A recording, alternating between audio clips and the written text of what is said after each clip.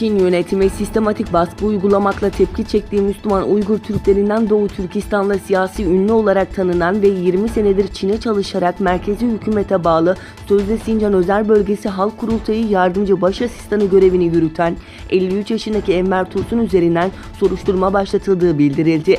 Türkistan Press'in haberine göre yargılama gerekçelerinde Çin'in Uygur yöneticiler için kullandığı disiplin kurallarını çiğnemek ve görevini kötüye kullanmak gibi klişe iddialar ile tüm siyasi haklarından azledilerek nezarete alındığı belirtildi. Geçtiğimiz haftalarda Doğu Türkistan'da Çin'e senelerce çalışan ve bakanlığa kadar yükselen Uygur kökenli yönetici Nur Bekri de aynı suçlamalarla yargılanarak tutuklanmıştı. Çin'in Hong Kong Özel İdari Bölgesi'ne görevli ordu birliği protestoya müdahale tatbikatı yapan askerlerin görüntülerini yayınladı. Çin ordusunun Hong Kong biriminin sosyal medya hesabında uzun süredir zanlıların Çin'e iadesini kolaylaştıran yasa tasarısına karşı protestoların düzenlendiği bölgeye ait özel tanıtım videosu paylaşıldı. Çin Halk Kurtuluş Ordusu Hong Kong Komutanı Chen Daoxing, Hong Kong'un güvenliği ve istikrarının korunması kararlılığında olunduğunu, bu yüzden kimseye hoşgörü gösterilmemesi gerektiğini kaydetti.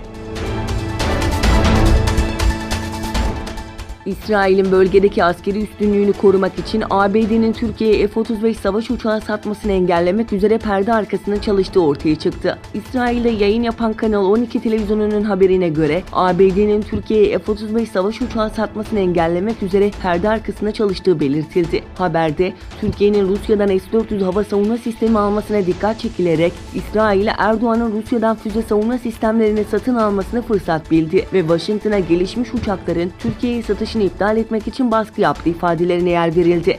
Son 2 yılda İsrail'e 16 adet F-35 savaş uçağı teslim eden ABD, İsrail'in bölgede bu tip savaş uçaklarına sahip tek ülke haline gelmesini sağladı. ABD Başkanı Donald Trump ticaret savaşları tartışmaları devam ederken 1 Eylül'den itibaren geçerli olmak üzere 300 milyar dolarlık Çin ürününe %10 ilave vergi koyduklarını açıkladı. ABD heyetinin Çin'den yeni döndüğünü ve Çin'le ticari müzakerelerde bir anlaşma yapma konusunda 3 ay öncesine kadar umutlu olduklarını kaydeden Trump, ne yazık ki Çin imza öncesinde anlaşmayı yeniden müzakere etmeye karar verdi. Yakın zamanda Çin, ABD'nin tarım ürünlerini alma konusunda anlaşmaya varmıştı. Fakat bunu yapmadı ifadelerini kullandı.